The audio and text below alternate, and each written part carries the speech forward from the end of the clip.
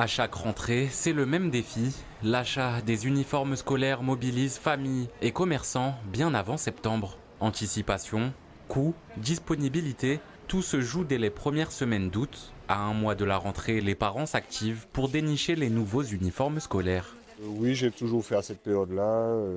Alors, comme on dit, il y a moins de personnes, d'après moi, hein, mais bon. Mais c'est toujours à cette période que je vais acheter, au début du mois d'août. Comme ça, après, je suis tranquille. Je suis plus apaisé. Je sais qu'ils ont déjà tout ce qu'il leur faut et puis c'est cool. Une recherche d'uniformes scolaires qui peut parfois prendre du temps. Entre la qualité et surtout le prix, les parents y consacrent de longues minutes. Je ne peux pas vous dire, je n'ai pas encore payé. Okay. Vous n'avez pas vu encore les prix? Non, je n'ai pas encore vu les prix. C'est le seul défaut sur ça. On ne paie pas les prix tout de suite. C'est après à la caisse qui vous donne les prix. Mais là, je n'ai pas encore les prix. Ça va, c'est la moyenne. Donc honnêtement, ça va. Et en termes de qualité, pour terminer? Justement, j'ai regardé, c'est exactement ce qu'il me faut. Donc le coton épais, je pense qu'il tiendra toute l'année.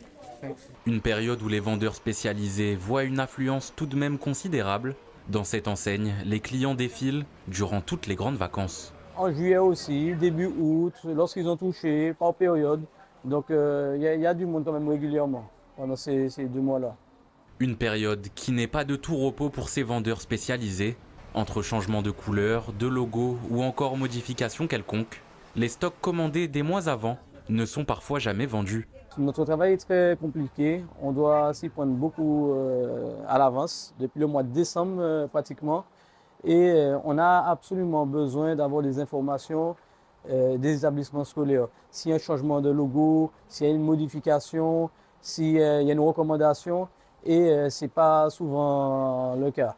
D'ailleurs, on a des établissements scolaires qui changent de logo, qui changent de code couleur, qui ne nous avertissent même pas.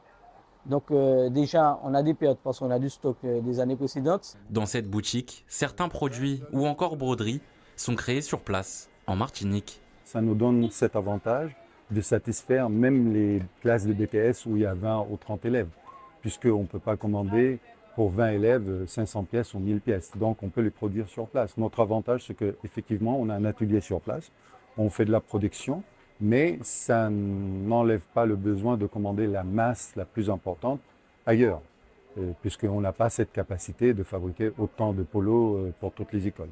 Et le plus gros des achats est encore à venir. Les vendeurs s'attendent à un pic de fréquentation dans les 2 prochaines semaines, à mesure que la rentrée approche.